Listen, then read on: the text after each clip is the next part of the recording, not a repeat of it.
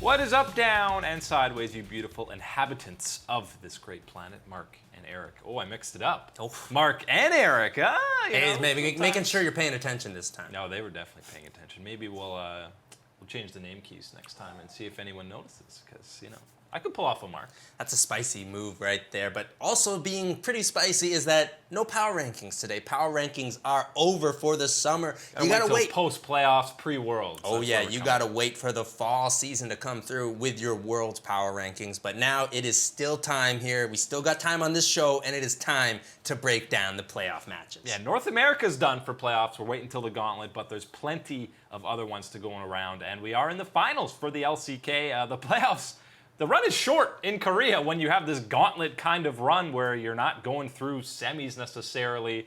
We already got Griffin versus SKT. It's just spring all over again, except it's very different stories about how the two teams got there. Well, you're very right in that it's different in how they got here. And I tell you what, it's felt short time in the LCK playoffs because SKT has been making quick work out of almost every single one of their opponents. The way that they are playing right now, the form here, and this is, you're right, that rematch that we get from the spring finals, and it's going to be all the attention and all the pressure is on Griffin if they can reverse their fortunes from this time around in the spring. And when you're looking at these numbers, the key thing, this is from the regular season where SKT started 1-5. They had a slump near the ends. And Griffin, for the most part, completely dominated. So, yeah, they're first in pretty much every category because for the majority of the split, they were the most dominant.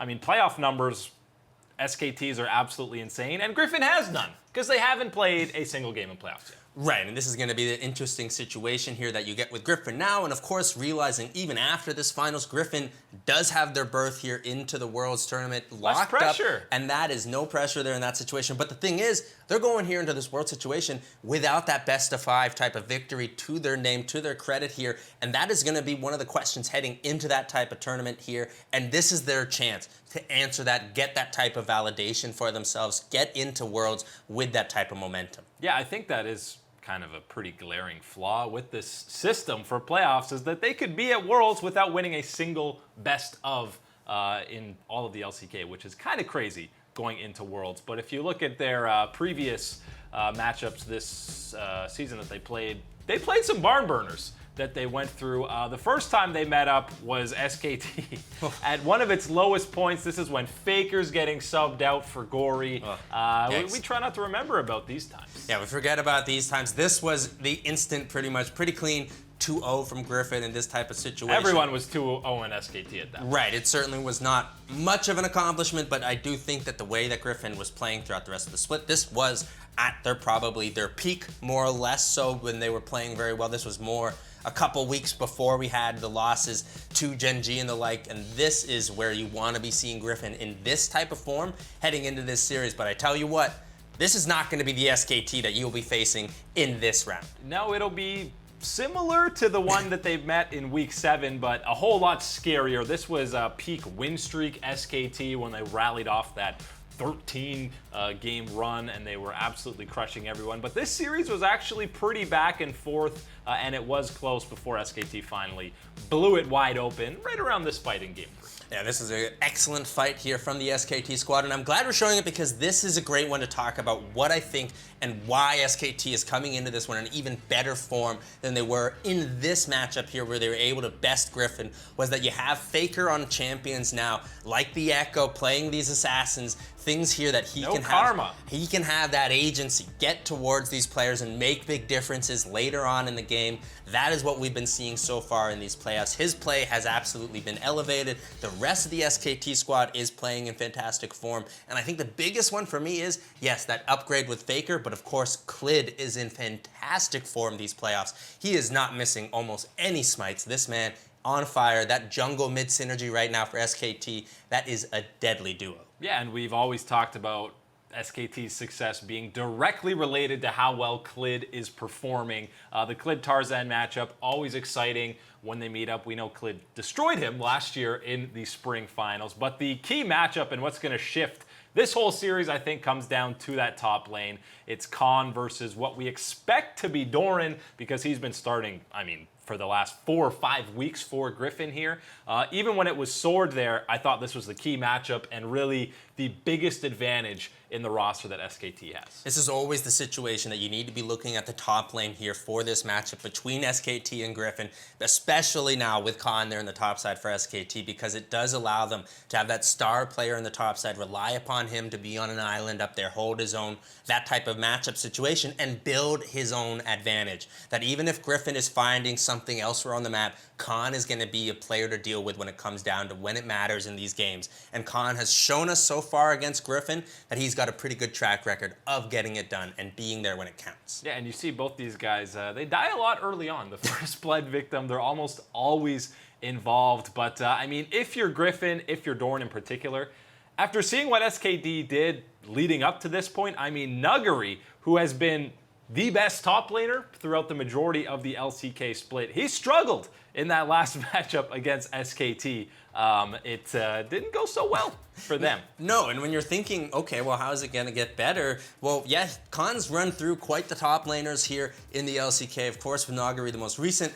And then you're even looking at the rest of the SKT squad, and hey, Klid's gone through some pretty darn tough junglers himself with, you know, Dread, On Fleek, things like that. Here we have really seen the SKT squad go through some tough matchups and come out on top in flying colors. Khan has absolutely been the demon that they need in that top side.